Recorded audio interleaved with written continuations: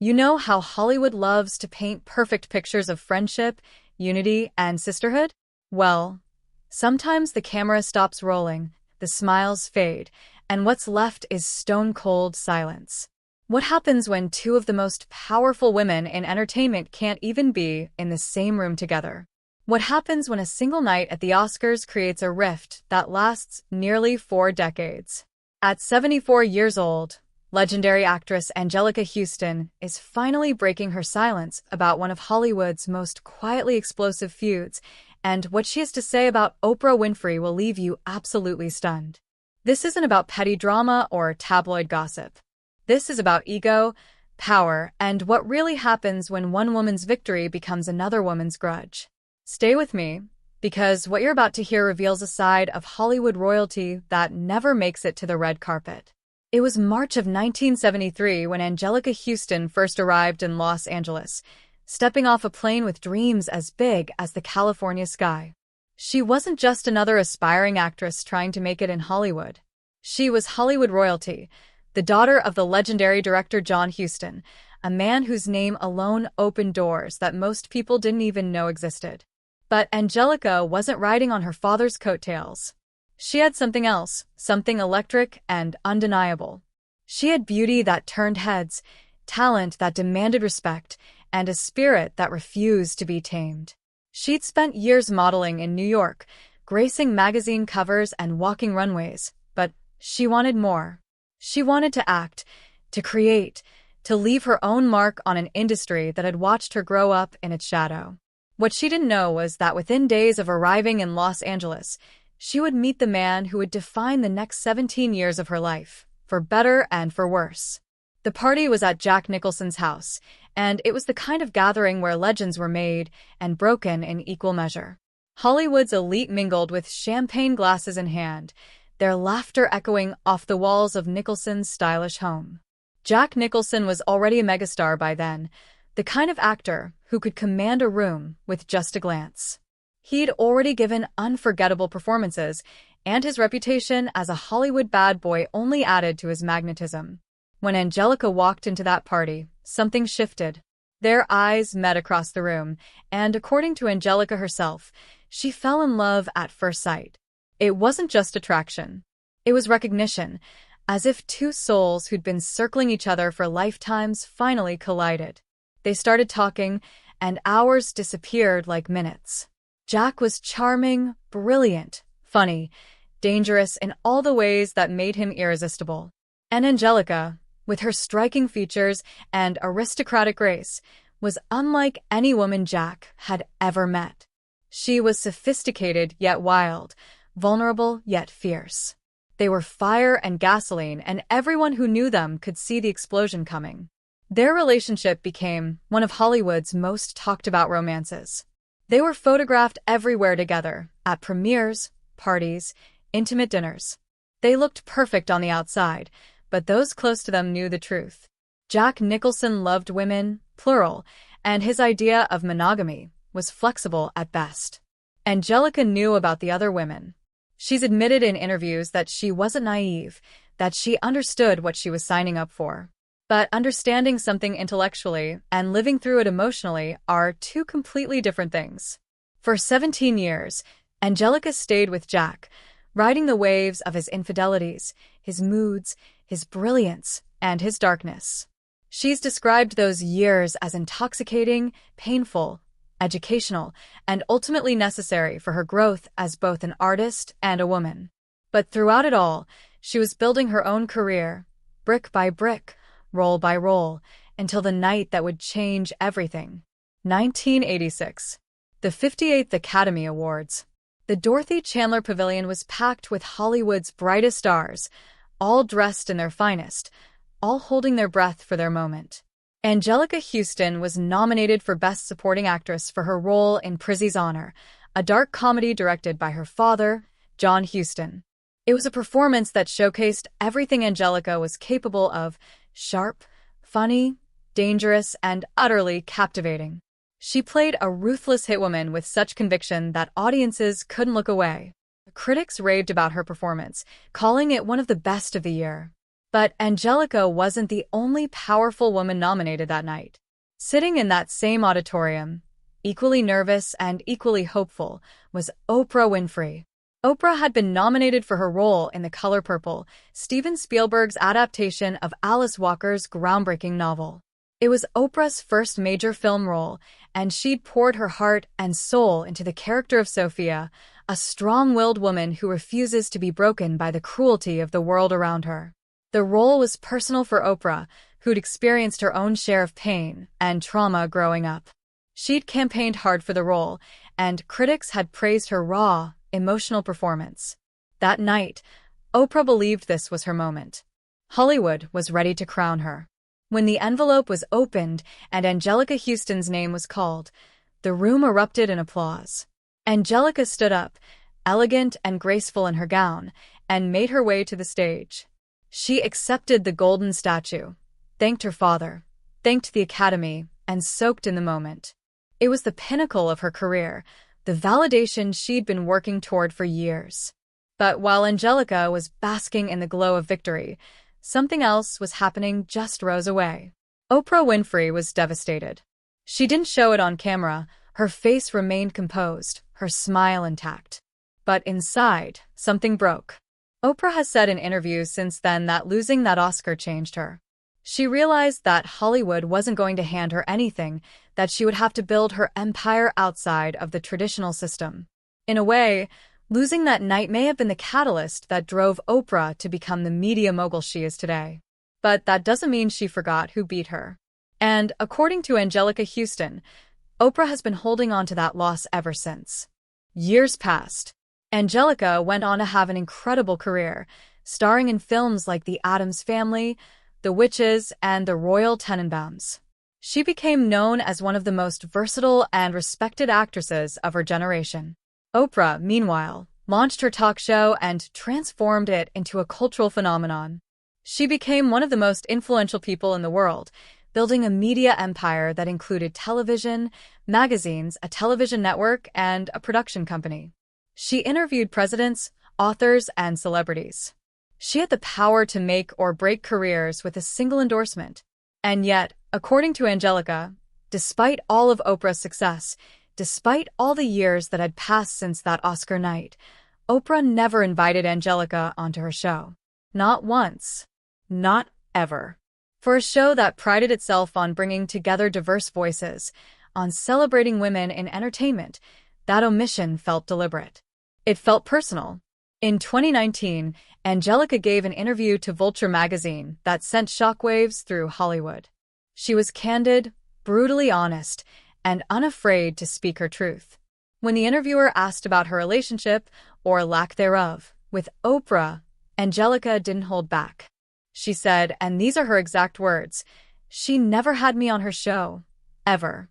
She won't talk to me." The interviewer was stunned.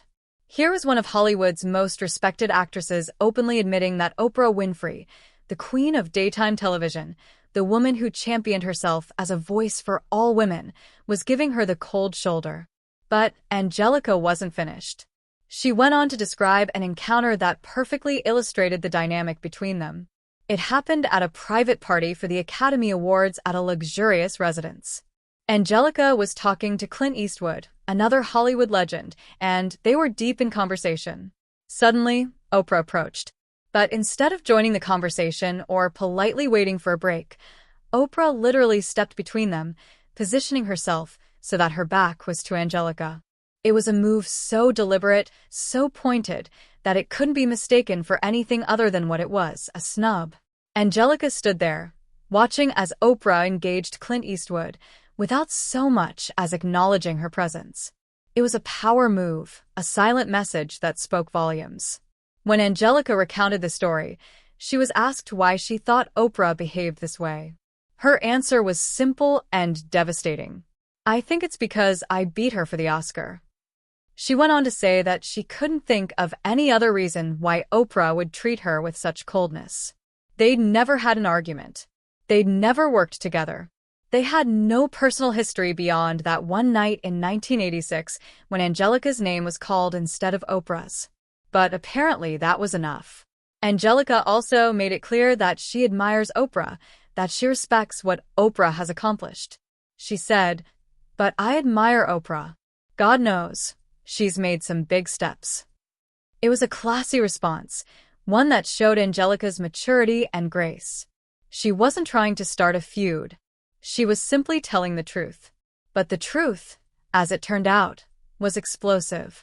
The story spread like wildfire. Entertainment websites picked it up, social media erupted, and suddenly everyone was talking about the decades-old tension between these two titans of entertainment. People were divided. Some defended Oprah, saying that Anjelica was reading too much into things, that Oprah is a busy woman who can't possibly have every actress on her show. Others pointed out the pattern. Oprah has had thousands of guests over the decades, including countless actresses, some far less accomplished than Anjelica Huston. So, why not Anjelica? Why the deliberate distance? And why the cold shoulder at that party? The more people examined it, the more it seemed like Anjelica might be onto something. Maybe Oprah, for all her public messaging about empowerment and sisterhood, was still carrying a grudge from 1986. Maybe she'd never truly gotten over losing that Oscar. And maybe, just maybe, she decided that if she couldn't have that golden statue, she wasn't going to give Anjelica a platform on her show either. What makes this story so fascinating is what it reveals about the nature of success and ego in Hollywood. Both Anjelica and Oprah are incredibly successful women. They've both left indelible marks on their respective industries. They've both overcome tremendous obstacles. Anjelica survived a 17-year relationship with one of Hollywood's most notorious womanizers, carved out her own identity separate from her famous father, and built a career based on talent and grit. Oprah overcame poverty, abuse, and racism to become one of the most powerful people on the planet. They should be allies. They should be celebrating each other.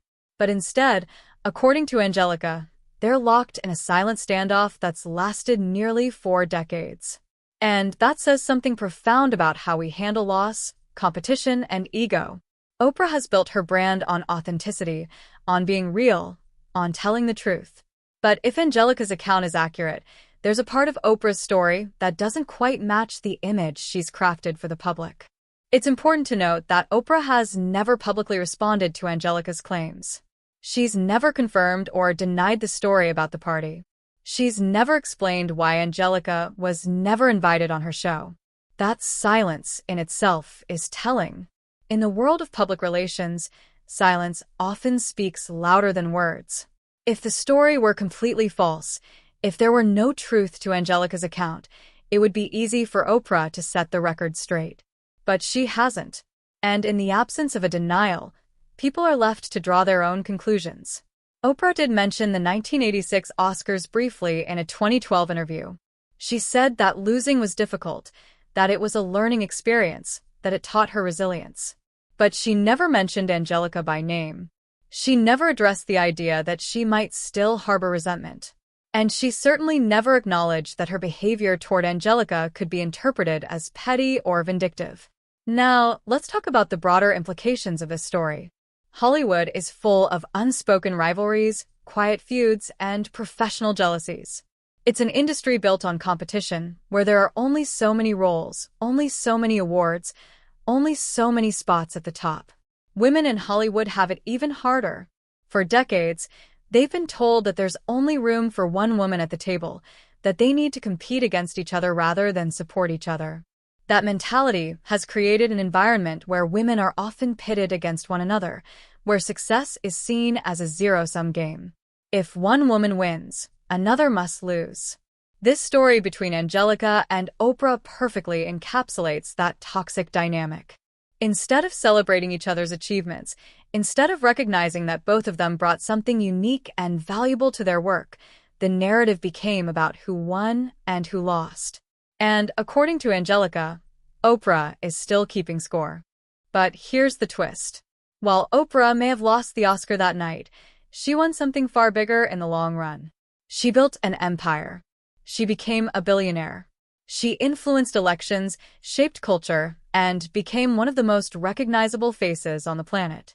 Anjelica, meanwhile, had a successful acting career, but she never reached the level of cultural dominance that Oprah achieved. So, in a way, Oprah got the last laugh. She may not have the Oscar from 1986, but she has everything else. And yet, if Anjelica's story is true, Oprah still couldn't let go of that one loss. That's what makes this so poignant. It's not about the Oscar. It's about pride. It's about ego. It's about the idea that even when you have everything, that one thing you didn't get can still haunt you. Let's also consider the timeline. Anjelica won that Oscar in 1986. The Oprah Winfrey Show launched that same year and ran until 2011. That's 25 years of episodes, thousands of guests, and countless opportunities to invite Anjelica. But it never happened. Even after Oprah's show ended, even as she continued to produce content, do interviews, and host specials, Anjelica remained conspicuously absent from Oprah's orbit. That's not an accident. That's not an oversight. That's a choice. And according to Anjelica, that choice was driven by lingering resentment over an awards show that happened decades ago. It's a stunning example of how long grudges can last in Hollywood, how personal slights can fester for years, and how even the most successful people can struggle to move past their disappointments. Anjelica's willingness to speak openly about this is both brave and risky. She's calling out one of the most powerful women in entertainment. She's challenging the carefully cultivated image of Oprah as a benevolent, forgiving, uplifting force. She's saying, essentially, that Oprah is human, that she holds grudges, that she's not above pettiness. And in doing so, Anjelica is forcing us to reckon with the complexity of these iconic figures. They're not saints. They're not perfect. They're people with flaws, insecurities, and unhealed wounds. And sometimes, those wounds manifest in ways that are surprising and uncomfortable. There's also a generational element to this story. Anjelica and Oprah are both products of a Hollywood that was far less forgiving than it is today, at least in some ways. They came up in an era when women had to fight twice as hard for half the recognition. They both faced sexism, ageism, and intense scrutiny. Anjelica had to deal with being compared to her father, with being seen as Jack Nicholson's girlfriend rather than a talent in her own right. Oprah had to overcome racism, poverty, and a media landscape that had never seen anyone like her before. They both clawed their way to the top, and they both have scars to show for it. Maybe that shared struggle should have brought them together. But instead, it seems to have created a chasm between them, one that's never been bridged.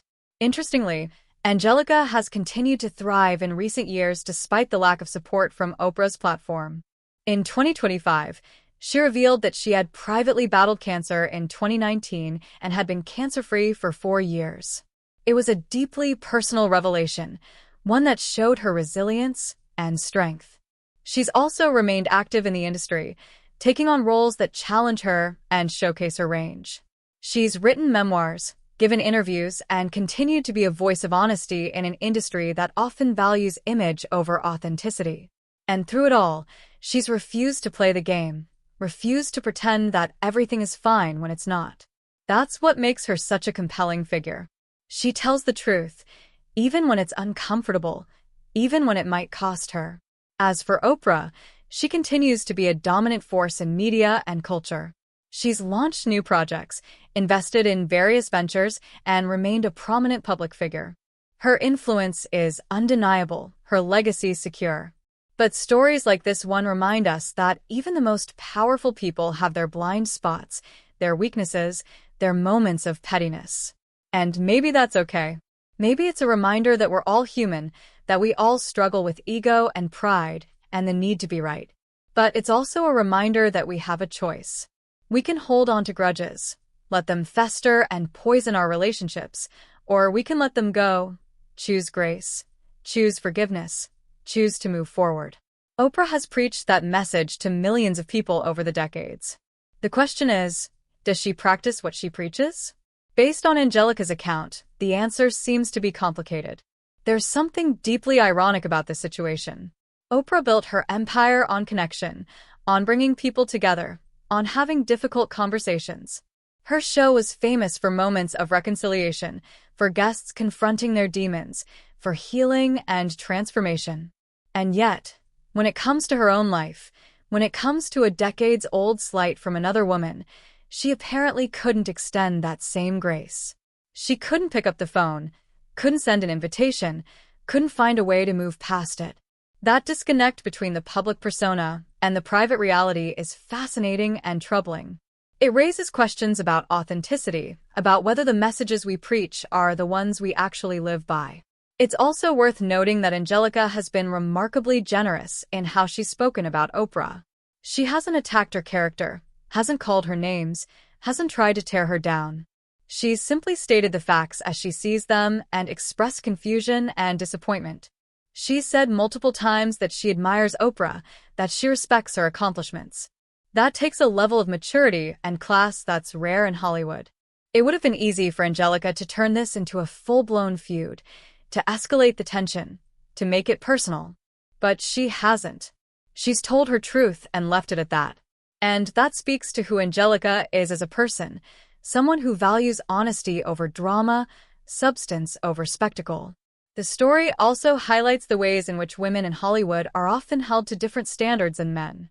When men have feuds, when they compete, when they hold grudges, it's often framed as ambition, as drive, as competitiveness. But when women do the same things, they're called catty, petty, difficult. Anjelica and Oprah are both strong, ambitious women who've achieved incredible things. If this same dynamic were playing out between two men, would we judge it as harshly?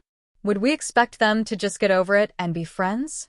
Or would we accept that competition and rivalry are natural parts of any industry? The double standard is real, and it's something we need to acknowledge. As Anjelica has entered her 70s, she seems to have reached a place of peace with her life and her choices. She's survived a tumultuous relationship with Jack Nicholson, one that finally ended in 1990 when Jack revealed that he'd fathered a child with another woman. That was the breaking point for Anjelica, the moment when she finally said enough. She walked away, and 2 years later, she married sculptor Robert Graham, a relationship that lasted until his death in 2008. She's faced personal loss, professional challenges, and health scares. And through it all, she's maintained her dignity, her sense of self, and her commitment to truth. That's why her comments about Oprah carry so much weight. She's not someone who speaks recklessly. She's not trying to generate headlines or stir up controversy. She's simply telling her story, and that story happens to include an uncomfortable truth about one of the most beloved figures in entertainment. Looking at this situation from Oprah's perspective, it's possible to understand, if not condone, her behavior. Losing that Oscar was a significant moment in her life. It was her first major film role. She'd given everything to it, and she genuinely believed she had a chance to win. When Anjelica's name was called instead, it must have stung. It must have felt like a rejection, like Hollywood was saying she wasn't good enough. For someone as driven and ambitious as Oprah, that kind of loss would be hard to swallow. And maybe, in the years that followed, as she built her empire and became more and more successful, she told herself that she didn't need Hollywood's validation, that she'd proven herself in other ways. But deep down, maybe a part of her never forgave the Academy for choosing Anjelica. And by extension, maybe she never forgave Anjelica for winning. But here's the thing. Anjelica didn't do anything wrong. She didn't campaign against Oprah. She didn't lobby for votes or play political games. She simply gave a great performance, and the Academy recognized it. That's how awards work. Someone wins, someone loses. It's not personal. Or at least it shouldn't be. The fact that Oprah allegedly made it personal, that she allegedly held on to that resentment for decades, says more about her than it does about Anjelica. It reveals a vulnerability, a crack in the armor of the woman who's supposed to have it all figured out. And maybe that's what makes this story so compelling. It humanizes Oprah in a way that's both relatable and disappointing. We've all held grudges. We've all struggled to let go of past hurts. But when you're Oprah Winfrey, when you've preached forgiveness and growth and moving forward, the stakes are higher. The hypocrisy is more glaring. As we reflect on this story, it's impossible not to think about what could have been. Imagine if Oprah had taken a different approach. Imagine if, after a few years, she'd reached out to Anjelica, invited her on the show, and had an honest conversation about that night at the Oscars. Imagine if they'd talked about competition, about loss, about how it feels to be women in a male-dominated industry. Imagine if they'd found common ground, bonded over their shared experiences, and become allies instead of distant strangers. That conversation could have been powerful, healing, transformative. It could have set an example for millions of women watching at home, showing them that it's possible to move past rivalry and jealousy and find connection instead. But that conversation never happened. And now, decades later, we're left with a story of missed opportunities and lingering resentment. Anjelica Huston's decision to speak out about this at 74 years old is significant. She's at a stage in her life where she has nothing to prove, nothing to lose, and no reason to hold back. She's seen it all, done it all, and survived it all. And from that place of wisdom and perspective, she's choosing to tell the truth, even when it's uncomfortable, even when it implicates one of the most powerful women in the world. That takes courage. And it reminds us that honesty, real honesty, is one of the most valuable and rare commodities in Hollywood. So many people in the entertainment industry spend their entire careers carefully managing their image, saying the right things, avoiding controversy. But Anjelica has never been that person. She's always been willing to speak her mind, to challenge the status quo, to tell stories that others might prefer to keep hidden. In the end, this story isn't really about an Oscar. It's about something much deeper. It's about how we handle success and failure, how we treat the people we perceive as rivals, and how we choose to move through the world. It's about whether we let our egos control us or whether we rise above them. It's about the difference between who we say we are and who we actually are when no one's watching.